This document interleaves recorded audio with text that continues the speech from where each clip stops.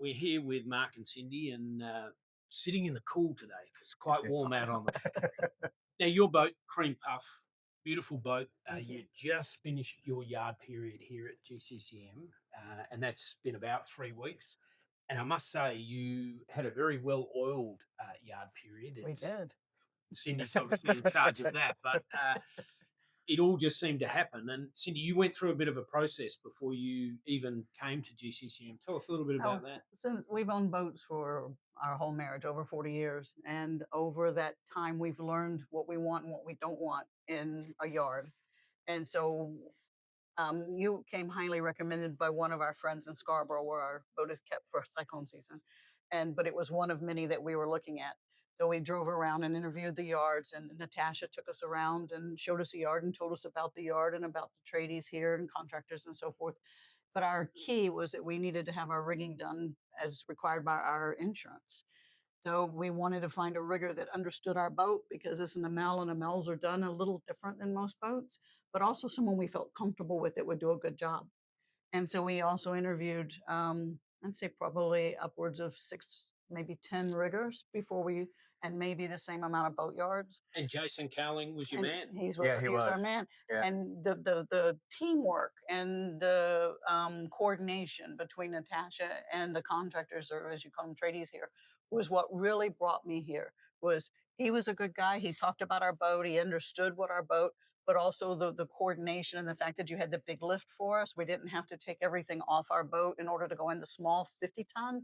That meant a lot to us, to be able to do that and just to slide in, get bit on the stands, and not have to take everything apart. Otherwise, on our boat, you have to take the backstays loose, take them down. But then we've got solar panels on an arch back there and a windmill. And it just made it easy. Yeah, I can show you a picture of somebody that lifted at one time, and the lift was like between the windmill and the solar panels, and it was tight.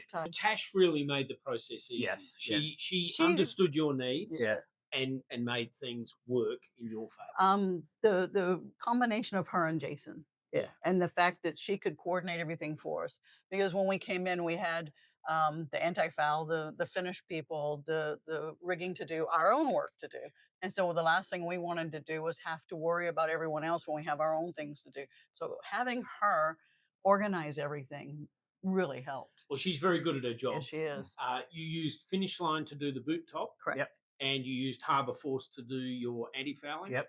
So everything's good back in the water. Yeah, the communication is great. Their work was top notch. I mean, they were excellent. When we hauled out that first day, we were swarmed by everyone, and it's hard to explain as you move through, the Pacific and the Atlantic, coming here, what a difference that makes as an owner, that you're treated as your job is just as important as the big guy over there or the little guy over there, that you come in and people feel like your job is important. We're going to do your job. We're going to do it right. They're pointing out the things that are wrong. They tell us how they're going to fix it. And that means a lot to an owner, that you're treated as part of the process and you're respected.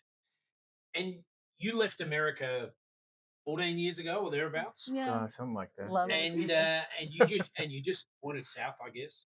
Well, we went up and down the coast of the U.S. first, right? And then, and then we did all the Caribbean Isles, then the ABCs, Colombia, Panama Canal, Galapagos, French Polynesia, which we got stuck there because of COVID.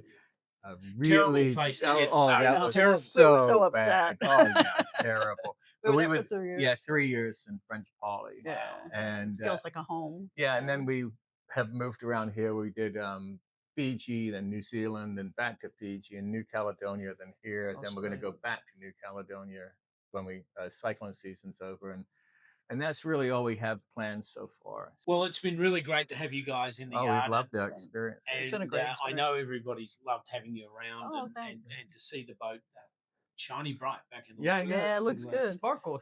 It does. Yeah, we're looking out the window at it. You can see it from here. You can see that right there. So we wish you all the best for heading back out to New Cal and playing around in the Pacific.